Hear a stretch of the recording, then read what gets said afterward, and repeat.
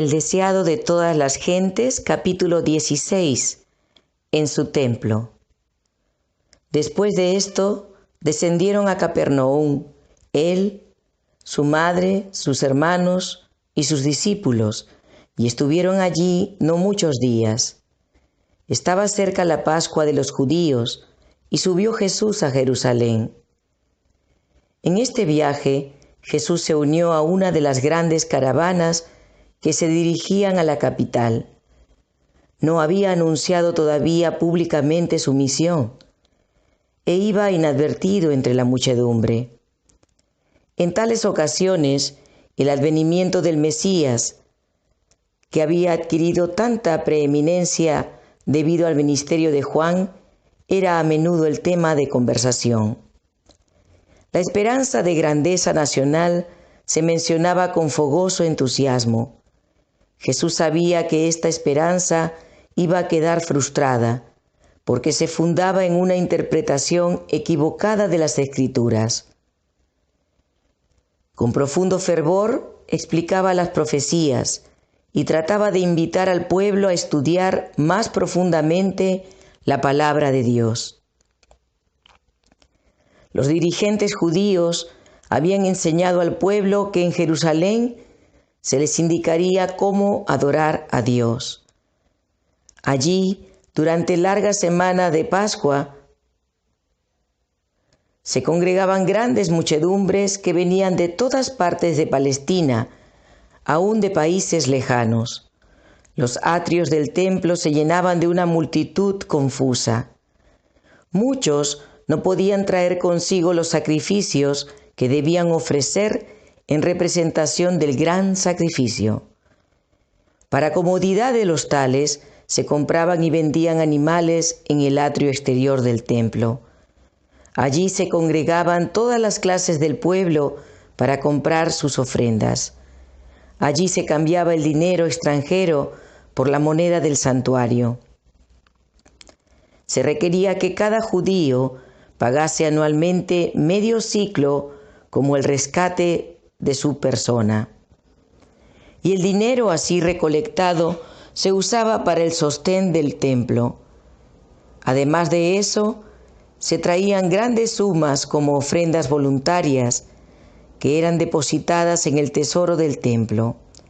Y era necesario que toda moneda extranjera fuese cambiada por otra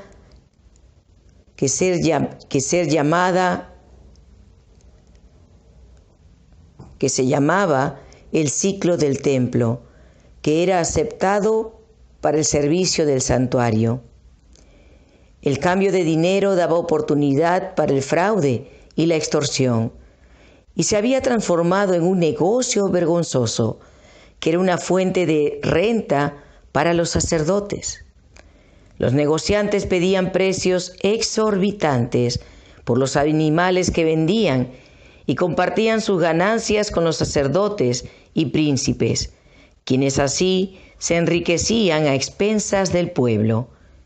Se había enseñado a los adoradores a creer que si no ofrecían sacrificios, la bendición de Dios no descansaría sobre sus hijos o sus tierras. Así se podía obtener un precio elevado por los animales, porque después de haber llegado de tan lejos, la gente no quería volver a sus hogares sin cumplir el acto de devoción para el cual había venido. En ocasión de la Pascua se ofrecía gran número de sacrificios y las ventas realizadas en el templo eran muy cuantiosas. La confusión consiguiente la señalaba como una ruidosa feria de ganado, más bien que como sagrado templo de Dios. Podían oírse voces agudas que regateaban, mugidos de ganado vacuno, balidos de ovejas y arrullos de palomas mezclados con el tintineo de las monedas y las disputas airadas. La confusión era tanta que perturbaba a los adoradores y las palabras dirigidas al Altísimo quedaban ahogadas por el tumulto que invadía el templo. Los judíos eran excesivamente orgullosos de su piedad. Se regocijaban de su templo y consideraban como blasfemia cualquier palabra pronunciada contra él. Eran muy rigurosos en el cumplimiento de las ceremonias relacionadas con él, pero el amor al dinero había prevalecido sobre sus escrúpulos. Apenas se daban cuenta de cuán lejos se habían apartado del propósito original del servicio instituido por Dios mismo. Cuando el Señor descendió sobre el monte Sinaí, el lugar quedó consagrado por su presencia. Moisés recibió la orden de poner límites alrededor del monte y santificarlo. Y se oyó la voz del Señor pronunciar esta amonestación: Guardaos, no subáis al monte, ni toquéis sus límites. Cualquiera que tocare el monte, de seguro morirá. No lo tocará mano, porque será apedreado o asaeteado, sea animal o sea hombre, no vivirá. Así fue enseñada la lección de que doquiera que Dios manifieste su presencia, ese lugar es santo. Los recintos del templo de Dios debieran haberse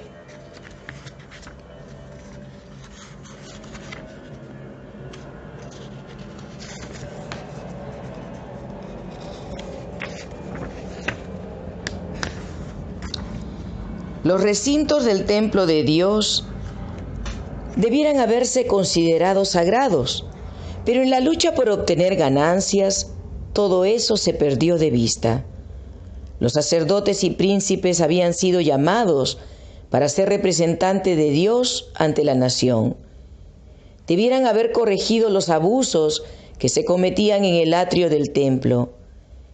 Debieran haber dado a la gente un ejemplo de integridad y compasión, en vez de buscar sus propias ganancias. Debieran haber considerado la situación y las necesidades de los adoradores y debieran haber estado dispuestos a ayudar a quienes no podían comprar los sacrificios requeridos. Pero no obraban así. La avaricia había endurecido sus corazones. Acudían a esta fiesta los que sufrían, los que se hallaban en necesidad y angustia. Estaban allí los ciegos, los cojos, los sordos. Algunos eran traídos sobre camillas. Muchos de los que venían eran demasiado pobres para comprarse la más humilde ofrenda para el Señor, demasiado pobres como para comprarse alimentos con que satisfacer el hambre. A todos ellos les causaban gran angustia las declaraciones de los sacerdotes. Estos se jactaban de su piedad, aseveraban ser los guardianes del pueblo, pero carecían en absoluto de simpatía y compasión. El pobre, el enfermo y el moribundo pedían en vano su favor. Sus sufrimientos no despertaban piedad en el corazón de los sacerdotes. Al entrar Jesús en el templo, su mirada abarcó toda la escena. Vio las transacciones injustas, vio la angustia de los pobres que pensaba que sin derramamiento de sangre no podían ser perdonados sus pecados. Vio el atrio exterior de su templo convertido en un lugar de tráfico profano. El sagrado recinto se había transformado en un vasto centro comercial. Cristo vio que debía hacer algo.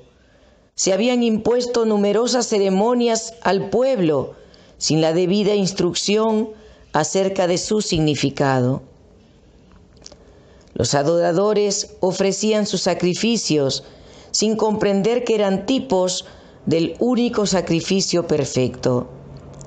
Y entre ellos sin ser reconocido ni honrado, estaba él simbolizado por todo el ceremonial. Él había dado instrucciones acerca de las ofrendas.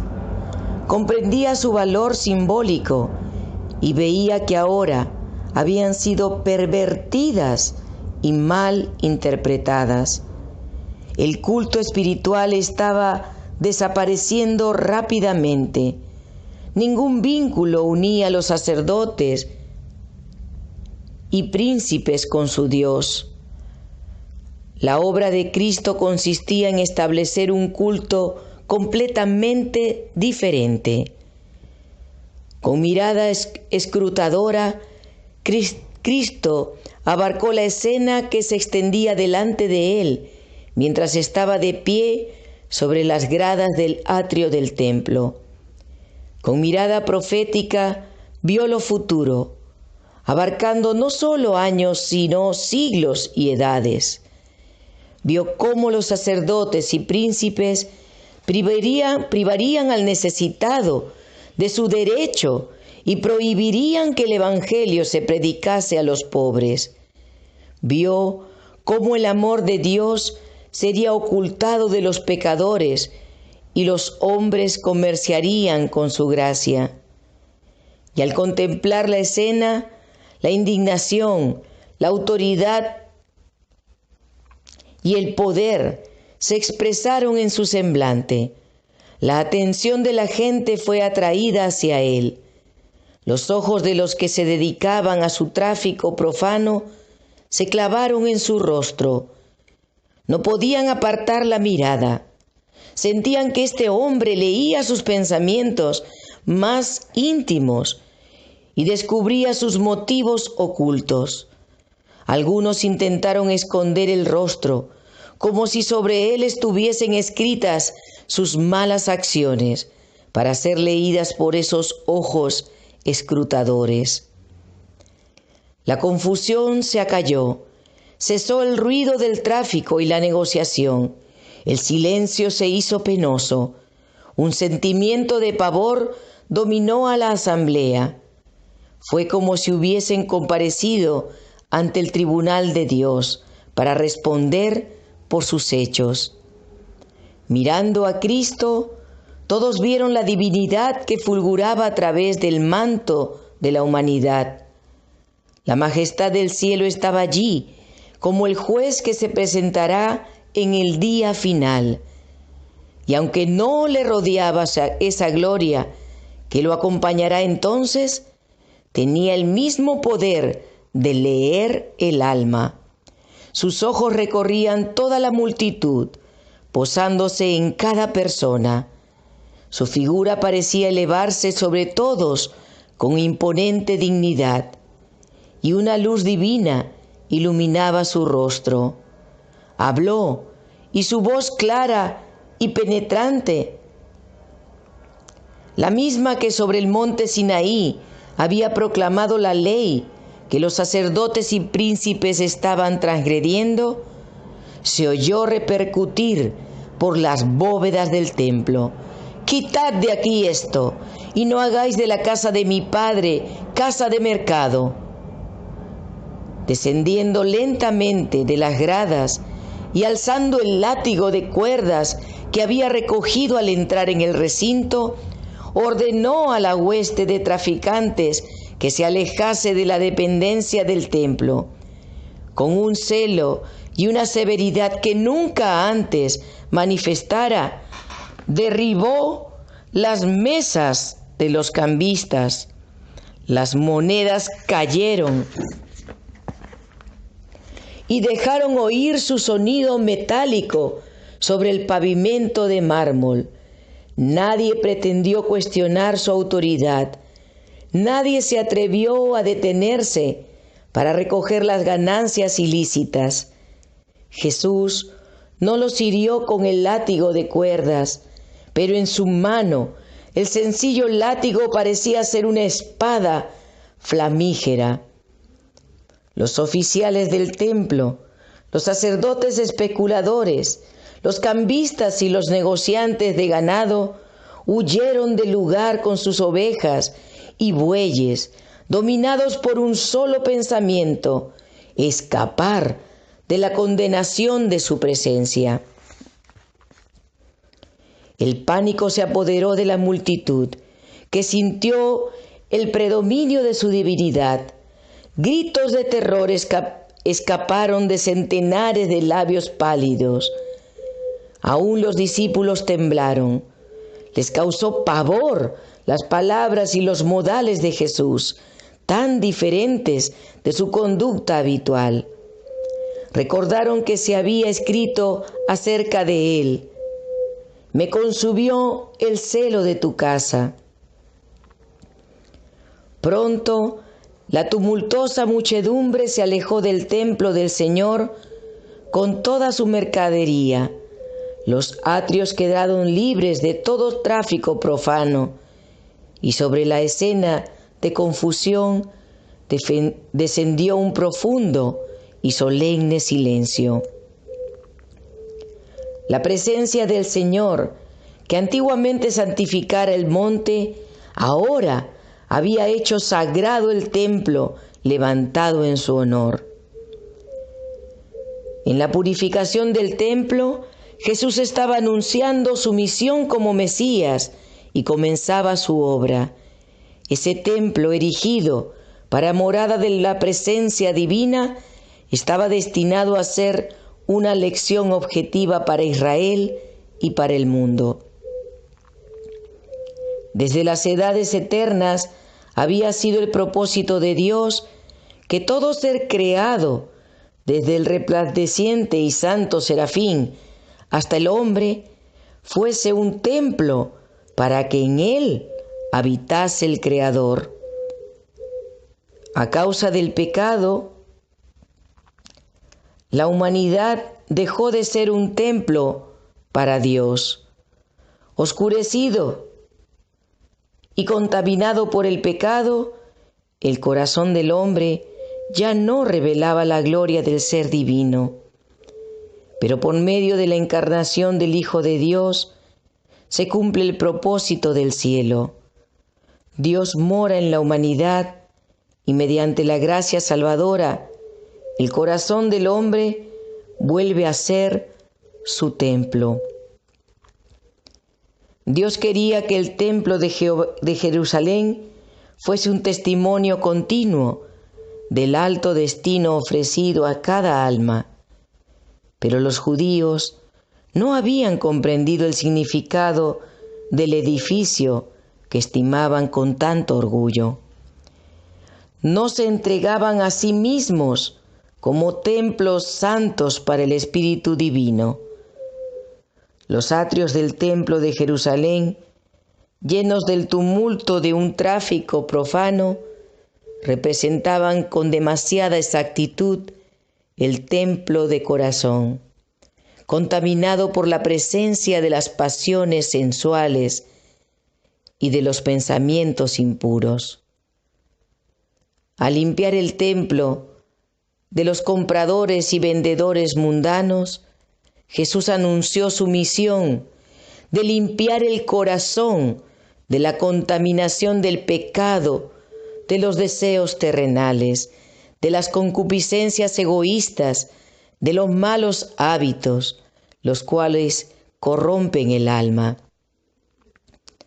Vendrá súbitamente a su templo el Señor, a quien vosotros buscáis, y el ángel del pacto, a quien deseáis vosotros. He aquí viene, ha dicho Jehová de los ejércitos. ¿Y quién podrá soportar el tiempo de su venida? ¿O quién podrá estar en pie cuando Él se manifieste? Porque Él es como fuego purificador y como jabón de lavadores, y se sentará para afinar y limpiar la plata, como limpiará, porque limpiará a los hijos de Leví. Los afinará como a oro y como a plata. ¿No sabéis que sois templo de Dios y que el Espíritu de Dios mora en vosotros? Si alguno destruyere el templo de Dios, Dios lo destruirá a él, porque el templo de Dios, el cual sois vosotros, santo es. Ningún hombre puede de por sí echar a las huestes malignas que han tomado posesión del corazón. Solo Cristo puede purificar el templo del alma, pero no forzará la entrada. No viene a los corazones como antaño a su templo, sino que dice: He aquí, yo estoy a la puerta y llamo. Si alguno oye mi voz y abre la puerta, entraré a él. Él vendrá no solamente por un día, porque dice: habitaré y andaré en ellos, y ellos serán mi pueblo. Él sepultará nuestras iniquidades y echará en lo profundo del mar todos nuestros pecados. Su presencia limpiará y santificará el alma, de manera que pueda ser un templo santo para el Señor y una morada de Dios por su Espíritu. Dominados por el terror, los sacerdotes y príncipes habían huido del atrio del templo y de la mirada escrutadora que leía sus corazones. Mientras huían, se encontraron con otros que se dirigían al templo y les aconsejaron que se volvieran, diciéndoles lo que habían visto y oído. Cristo contempló con anhelante compasión a los hombres que huían por causa de su temor e ignorancia de lo que constituía el culto verdadero. En esa escena veía simbolizada la dispersión de toda la nación judía por causa de su maldad e impenitencia.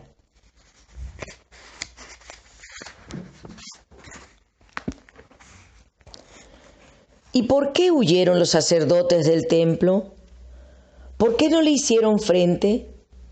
El que les ordenó que se fuesen, era hijo de un carpintero, un pobre Galileo sin jerarquía ni poder terrenales. ¿Por qué no le resistieron? ¿Por qué abandonaron la ganancia tan mal adquirida y huyeron a la orden de una persona de tan humilde apariencia externa? Cristo hablaba con la autoridad de un rey, y en su aspecto y en el tono de su voz había algo ante lo cual no tenían poder para resistir. Al oír la orden, se dieron cuenta, como nunca antes, de su verdadera situación de hipócritas y ladrones. Cuando la divinidad fulguró a través de la humanidad, no solo vieron indignación en el rostro de Cristo, se dieron cuenta de la importancia de sus palabras, se sintieron como delante del trono del juez eterno, como oyendo su sentencia para ese tiempo y la eternidad. Por un momento se convencieron de que Cristo era profeta, y muchos creyeron que era el Mesías. El Espíritu Santo les recordó vívidamente las declaraciones de los profetas acerca del Cristo. ¿Se adherían a esa convicción? No quisieron arrepentirse. Sabían que se había despertado la simpatía de Cristo hacia los pobres. Sabían que ellos habían sido culpables de extorsión en su trato con la gente. Por cuanto Cristo discernía sus pensamientos, lo odiaban. Su reprensión en público fue humillante para su orgullo y sintieron celos de su creciente influencia sobre la gente. Resolvieron desafiarlo acerca del poder por el cual los había echado y acerca de quién le había dado ese poder. Pensativos, pero con odio en el corazón, volvieron lentamente al templo. Pero, ¿qué cambio se había verificado durante su ausencia? Cuando ellos huyeron, los pobres se quedaron atrás y estos estaban ahora mirando a Jesús, cuyo rostro expresaba amor y simpatía. Con lágrimas en los ojos, decía a los temblorosos que lo rodeaban: no teman, yo los libraré y ustedes me glorificarán. Por esta causa he venido al mundo. La gente se agolpaba en la presencia de Cristo con súplicas urgentes y lastimeras diciendo: Maestro, bendíceme. Su oído atendía cada clamor con una compasión que superaba a la de una madre. Se inclinaba sobre los pequeñuelos que sufrían. Todos recibían atención. Cada uno quedaba sano de cualquier enfermedad que tuvieran. El mudo abría sus labios en alabanzas. El ciego contemplaba el rostro de su sanador. El corazón de los dolientes era alegrado. Mientras los sacerdotes y oficiales del templo presenciaban esa obra, ¡qué revelación fueron para ellos los sonidos que llegaban a sus oídos! Los concurrentes relataban la historia del dolor que habían sufrido, de sus esperanzas frustradas, de sus días penosos y de las noches de insomnio, y de cómo, cuando parecía haberse apagado la última chispa de esperanza, Cristo los había sanado. La carga era muy pesada, decía uno, pero he hallado un ayudador. Es el Cristo de Dios y dedicaré mi vida a su servicio. Había padres que decían a sus hijos: Él salvó nuestra vida, alcen sus voces y alábenlo. Las voces de niños y jóvenes, de padres y madres, de amigos y espectadores, se unían en agradecimiento y alabanza. La esperanza y la alegría llenaban los corazones. La paz embargaba las mentes. Estaban sanos de alma y cuerpo y volvieron a sus casas proclamando por doquiera el amor sin par de Jesús. En ocasión de la crucifixión de Cristo, los que habían sido sanados no se unieron con la turba para gritar: «Crucifícale, crucifícale». Sus afectos estaban con Jesús, porque habían sentido su gran simpatía y su poder maravilloso. Lo conocían como su Salvador, porque Él les había dado salud del cuerpo y del alma. Escucharon la predicación de los apóstoles y la entrada de la palabra de Dios en sus corazones les dio entendimiento. Llegaron a ser agentes de la misericordia de Dios e instrumentos de su salvación. El gentío que huyó del atrio del templo volvió poco a poco después de un tiempo. Se habían recobrado parcialmente del pánico que los embargara, pero sus rostros expresaban irresolución y timidez. Miraban con asombro las obras de Jesús y se convencieron de que en Él se cumplían las profecías concernientes al Mesías. El pecado de la profanación del templo incumbía en gran medida a los sacerdotes. Por arreglo suyo, el atrio había sido transformado en un mercado. La gente era comparativamente inocente. Había quedado impresionada por la autoridad divina de Jesús, pero consideraba suprema la influencia de los sacerdotes y príncipes. Estos miraban la misión de Cristo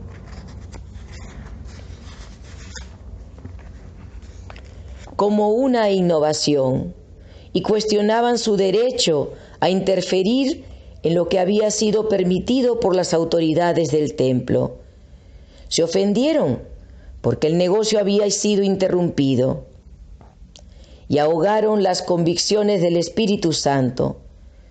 Sobre todos los demás, los sacerdotes y príncipes debieran haber visto en Jesús al ungido del Señor, porque en sus manos estaban los rollos sagrados que describían su misión, y sabían que la purificación del templo era una manifestación de un poder más que humano.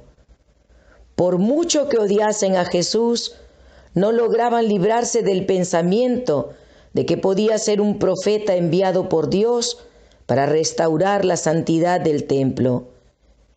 Con una deferencia nacida de este temor, fueron a preguntarle: ¿qué señal nos muestras, ya que haces esto? Jesús les había mostrado una señal. Al introducir la luz en su corazón y al ejecutar delante de ellos las obras que el Mesías debía efectuar, les había dado una evidencia convincente de su carácter. Cuando le pidieron una señal, les contestó con una parábola y demostró así que discernía su malicia y veía hasta dónde los conduciría. Dijo: «Destruid este templo y en 3 días lo levantaré». El significado de esas palabras era doble. Él se refería no solo a la destrucción del templo y del culto judaico, sino también a su propia muerte, la destrucción del templo de su cuerpo. Los judíos ya estaban maquinando esto. Cuando los sacerdotes y príncipes volvieron al templo, se habían propuesto matar a Jesús y librarse del perturbador. Sin embargo, cuando él desenmascaró ese designio suyo, no lo comprendieron. Al interpretar sus palabras, las aplicaron solamente al templo de Jerusalén y con indignación exclamaron: «En 46 años fue edificado este templo y tú, en 3 días, ¿lo levantarás?». Les parecía que Jesús estaba justificando su incredulidad y se confirmaron en su decisión de rechazarlo. Cristo no quería que sus palabras fuesen entendidas por los judíos incrédulos, ni siquiera por sus discípulos en ese momento. Sabía que serían torcidas por sus enemigos y que las tornarían contra él. En ocasión de su juicio, iban a ser presentadas como acusación y en el Calvario les serían recordadas con escarnio. Pero el explicarlas ahora habría dado a sus discípulos un conocimiento de sus sufrimientos y les habría impuesto un pesar que no estaban capacitados para soportar. Y una explicación habría revelado prematuramente a los judíos el resultado de su prejuicio e incredulidad. Ya habían entrado en una senda que iban a seguir constantemente hasta que lo llevaran como un cordero al matadero. Esas palabras de Cristo fueron pronunciadas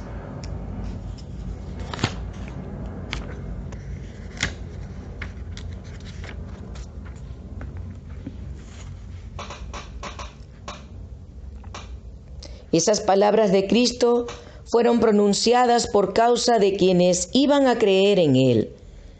Sabía que serían repetidas. Al ser pronunciadas en ocasión de la Pascua, llegarían a oídos de millares de personas y serían llevados a todas partes del mundo.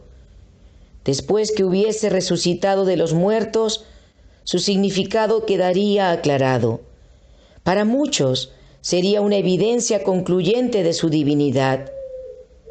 A causa de sus tinieblas espirituales, aún los discípulos de Jesús con frecuencia fracasaron en comprender sus lecciones, pero muchas de esas lecciones le fueron aclaradas por medio de eventos posteriores. Cuando Él ya no andaba con ellos, sus palabras sostenían sus corazones. Con referencia al templo de Jerusalén, las palabras del Salvador, destruir este templo y en 3 días lo levantaré, tenían un significado más profundo que el percibido por los oyentes. Cristo era el fundamento y la vida del templo. Sus servicios eran típicos del sacrificio del Hijo de Dios. El sacerdocio había sido establecido para representar el carácter y la obra mediadora de Cristo. Todo el plan de adoración sacrificial era una prefiguración de la muerte del Salvador para redimir al mundo. No habría eficacia en esas ofrendas cuando el gran evento al cual señalaran durante siglos fuese consumado. Puesto que todo el sistema ritual simbolizaba a Cristo, no tenía valor sin Él. Cuando los judíos sellaron su rechazo de Cristo, entregándolo a la muerte, rechazaron todo lo que daba significado al templo y sus ceremonias. Su carácter sagrado desapareció. Quedó condenado a la destrucción. Desde ese día, los sacrificios rituales y las ceremonias relacionadas con ellos dejaron de tener significado. Como la ofrenda de Caín, no expresaban fe en el Salvador. Al dar muerte a Cristo, los judíos destruyeron virtualmente su templo. Cuando Cristo fue crucificado, el velo interior del templo se rasgó en 2 de alto a bajo, significando que el gran sacrificio final había sido hecho y que el sistema de los sacrificios rituales había sido terminado para siempre. En 3 días lo levantaré. A la muerte del Salvador, las potencias de las tinieblas parecieron prevalecer y se regocijaron de su victoria. Pero del sepulcro abierto de José, Jesús salió vencedor, despojando a los principados y a los potestades, los exhibió públicamente, triunfando sobre ellos en la cruz. En virtud de su muerte y resurrección, pasó a ser ministro del santuario y de aquel verdadero tabernáculo que levantó el Señor y no el hombre. Los hombres habían construido el tabernáculo y luego el templo de los judíos, pero el santuario celestial, del cual el terrenal era una figura, no fue construido por arquitecto humano. Mirad al hombre cuyo nombre es el Vástago, y él edificará el templo de Jehová, y llevará sobre sí la gloria, y se sentará y reinará sobre su trono, siendo sacerdote sobre su trono. El ceremonial de los sacrificios que había señalado a Cristo pasó, pero los ojos de los hombres fueron dirigidos al verdadero sacrificio por los pecados del mundo. Cesó el sacerdocio terrenal, pero miramos a Jesús, ministrador del nuevo pacto, y a la sangre rociada que habla mejor que la de Abel. Aún no se había manifestado el camino al lugar santísimo, entre tanto que la primera parte del tabernáculo estuviese en pie. Pero estando ya presente Cristo, sumo sacerdote de los bienes venideros, por el más amplio y más perfecto tabernáculo, no hecho de manos, por su propia sangre, entró una vez para siempre en el lugar santísimo, habiendo obtenido eterna redención. Por lo cual puede también salvar perpetuamente a los que por él se acercan a Dios, viviendo siempre para interceder por ellos. Aunque el ministerio había de ser trasladado del templo terrenal al celestial, aunque el santuario y nuestro gran sumo sacerdote fuesen invisibles para los ojos humanos, los discípulos no habrían de sufrir pérdida por ello. No sufrirían interrupción en su comunión, ni disminución de poder por causa de la ausencia del Salvador. Mientras Jesús ministra en el santuario celestial, sigue siendo, por medio de su Espíritu, el ministro de la Iglesia en la tierra. Está oculto a la vista, pero se cumple la promesa que hiciera al partir. Yo estoy con vosotros todos los días hasta el fin del mundo. Aunque delega su poder a ministros inferiores, su presencia vivificadora está todavía con su iglesia. Por tanto, teniendo un gran sumo sacerdote, Jesús, el Hijo de Dios, retengamos nuestra profesión, porque no tenemos un sumo sacerdote que no se pueda compadecer de nuestras debilidades, sino uno que fue tentado en todo, según nuestra semejanza, pero sin pecado.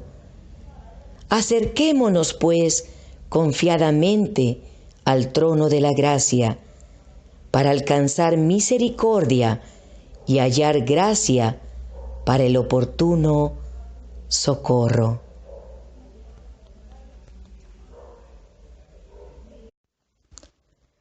El deseado de todas las gentes, capítulo 16, en su templo.